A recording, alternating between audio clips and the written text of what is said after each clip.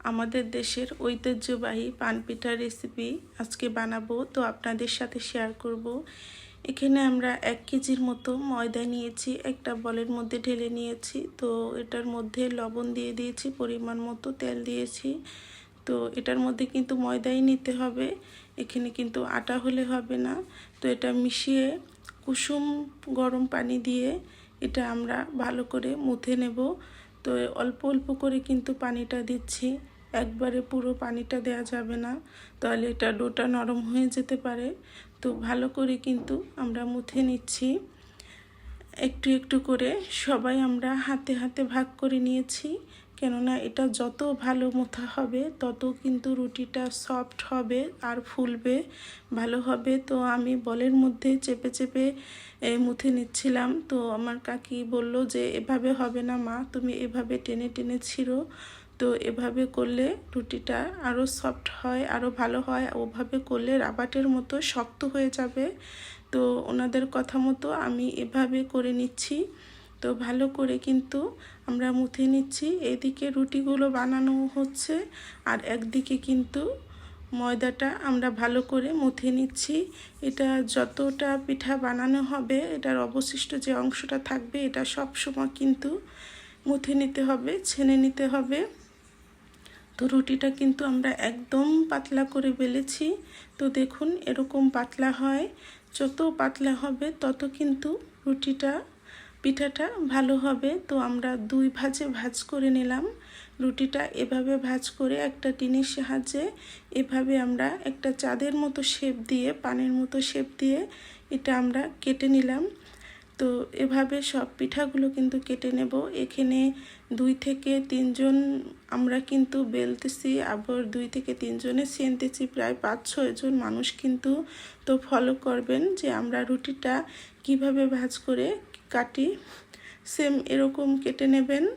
তো সব রুটি কিন্তু বেলে বেলে দিচ্ছে, একজনে একটু বেলে দিচ্ছে, আরেকজনে আরেকটু বড় করে দিচ্ছে, আরেকজনে কাটতেছে। তো এরকম হাতে হাতে কিন্তু আমরা সবাই এরকম রুটিটা বেলে নিচ্ছি আর ভাবি কেটে দিচ্ছে। তো এভাবে এই যে পিঠাটা আমি আবার একই প্রসেসে এই পিঠাটা সেরকম কেটে নেওয়া হচ্ছে। তো সব পিঠাগুলো কিন্তু একভাবেই আমরা বানাচ্ছি। তো এই পিঠাটা বানানো কিন্তু একদম সহজ, এটার মধ্যে বেশি একটা ঝামেলা হয় না, কিন্তু আবার অনেক ঝামেলার ওই পিঠাটা একা বানানো যায় না। তো এই পিঠাটা বানাতে হলে অনেক মানুষ লাগে। আমাদের গ্রামে যখন বিয়ে হয় তখন কিন্তু আমরা 1 থেকে 20 কেজি চালের ময়দার পিঠা বানাই। তো সবাই কিন্তু একসাথে বানাই, পাতিল ভরে ভরে। তো এখানে গরম তেল বসিয়ে দিয়েছি, তো এটার মধ্যে কিন্তু পিঠাটা দিয়ে দিলাম।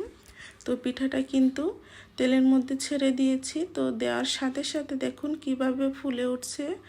তো আমাদের অঞ্চলে যখন বিয়ে হয় তখন 1 থেকে 150 মতো যদি বরযাত্রী আসে কিংবা 200 আসে, তো তাদেরকে কিন্তু এই পিঠাটা খেতে দিতে হয়, আমাদের দেশের নিয়ম। কিন্তু এখন এটা কষ্টের জন্য অনেকে করে না।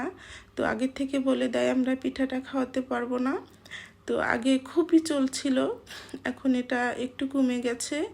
তো এই পিঠা আর তক্তি পিঠাটা বিয়েতে মাস্ট আমাদের দেশে দিতে হয়, অল্প পরিমাণে দিলেও কিন্তু দেওয়া লাগে সামনে। তো পিঠাগুলো কিন্তু ভালো করে ভেজে নিয়েছি, আস্তে অল্প আছে করে পিঠাটা ভাজতে হবে, পুরো আঁচ দিয়ে এটা ভাজা যাবে না, হাই হিটে ভাজা যাবে না, তাহলে পিঠাটা সাথে সাথে পুড়ে যাবে। তো পিঠাগুলো কিন্তু ভালো করে লাল করে ভেজে নিয়েছি আস্তে আস্তে করে, যাতে পিঠাটা অনেকক্ষণ মচমুচে থাকে। একটু নাল না করলে কিন্তু মচমুচে ভাবটা থাকে না। তো পিঠাগুলো কিন্তু সব ভাজা হয়ে গেছে। আমাদের 1 কেজির ময়দার পিঠাতে 1 বল হয়েছে। তো সব পিঠাগুলো কিন্তু আমরা ভেজে নিয়েছি, একটু লাল লাল করে। ফলো করবেন কিভাবে আমরা পিঠাটা ভেজেছি। তো পিঠাটা হাতের মধ্যে চাপ দিলে একদম মুচমুচে হয়ে যাবে, ভেঙে যাবে।